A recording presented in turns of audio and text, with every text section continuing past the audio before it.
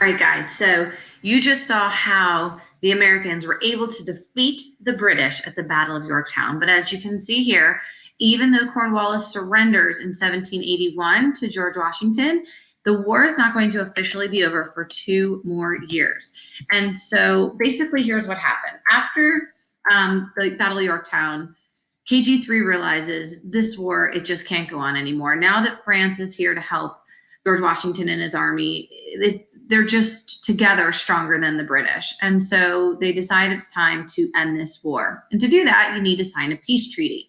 So America sends a representative. Of course, they send beloved Ben Franklin, and the British send their own representative, and they kind of meet in sort of neutral territory. They meet in Paris, France, to work out a peace treaty, that written formal agreement that the war is over. And this agreement isn't done easily. They negotiate, they argue for years.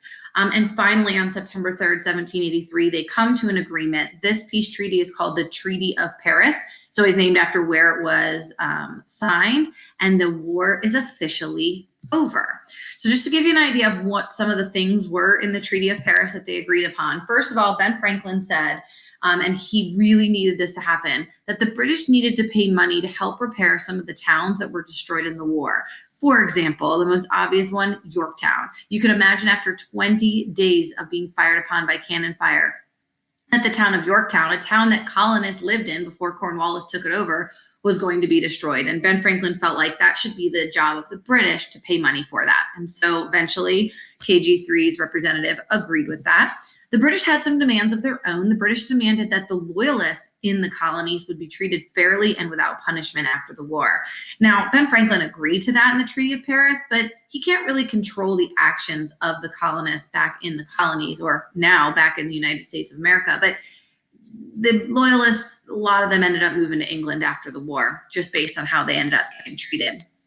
Now, the most important part of the Treaty of Paris, in my eyes, is this point, that the colonies and colonists, according to this document, are no longer ruled by the king. They are no longer ruled by England. They are now their own independent nation, their own country. And so those 13 colonies can't be called colonies anymore. The definition of a colony is a place ruled by another country. Since England does not rule those colonies anymore, those 13 colonies are now 13 states. They decide to come together to unite as one country and call themselves the United States of America. And the United States of America is born. So the war began with the shot heard round the world, with the fighting at Lexington on April 19th, 1775. And after 8 long years, it will finally come to an end with the signing of the Treaty of Paris on September 3rd, 1783. Now, what I want you to do is you are going to watch again the Schoolhouse Rock shot heard round the world. The Revolutionary War summed up in 3 minutes. Every detail in that song was put there purposefully because it was an important point and detail to the war.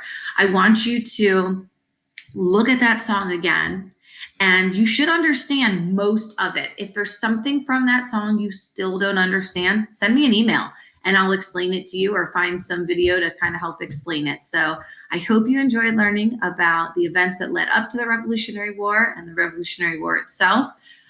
There are a gazillion more Liberties Kids episodes that I didn't show you, and some of them even after the war is over. Feel free to look them up on YouTube with your parents' permission, and I hope that you enjoyed. So thanks for doing this on your own time. I appreciate it.